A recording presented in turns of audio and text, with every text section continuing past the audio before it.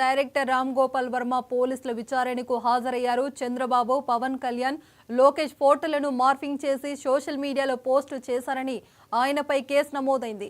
విచారణకు హాజరు కావాలని పోలీసులు నోటీసులు ఇవ్వడంతో ఒంగోలు రూరల్ పిఎస్లో ఇవాళ విచారణకు హాజరయ్యారు.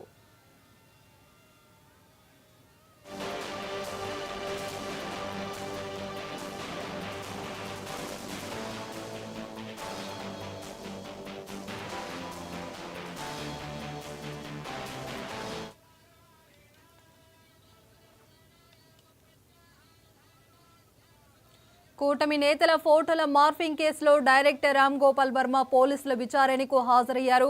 చంద్రబాబు, పవన్ కళ్యాణ్, లోకేష్ ఫోటోలను మార్ఫింగ్ చేసి సోషల్ మీడియాలో పోస్టు చేశారని ఆయనపై కేసు నమోదైంది. విచారణకు హాజరు కావాలని పోలీసులు నోటీసులు ఇవ్వడంతో ఒంగోలు రూరల్ పిఎస్లో ఇవాళ విచారణకు హాజరయ్యారు.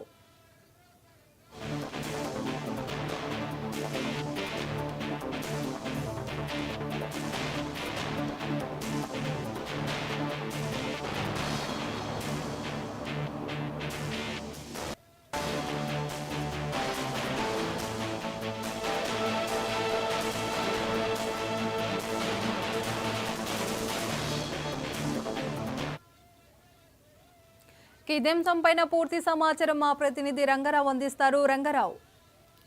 పర్వీన్, ప్రస్తుతం పోలీసులు ఇచ్చిన నోటీసుకి స్పందనగా Ram Gopal Varma Ongole rural police station లో హాజరయ్యాడు. తనతో పాటు తన న్యాయవాదితో సహా ఒంగోలు పోలీస్ స్టేషన్ లో ఎంక్వైరీకి అటెండ్ అయ్యాడు. అటెండ్ అయ్యే ముందుగా ఒంగోలుకు దాటి సమీపంలో ఒక గెస్ట్ హౌస్ లో మాజీ ఎమ్మెల్యే చెవిరెడ్డి భాస్కర్ రెడ్డితో కలిసి భేటీ నిర్వహించారు. ఈ భేటీ అనేక అనుమానాలని, ఆసక్తిని రేకెత్తుంది పర్వీన్.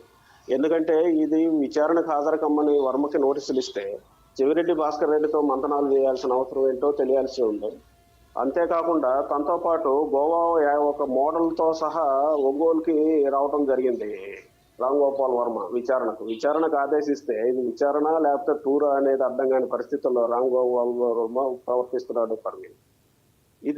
ఈ విచారణ సాయంత్రం వరకు కొనసాగే అవకాశం ఉంది.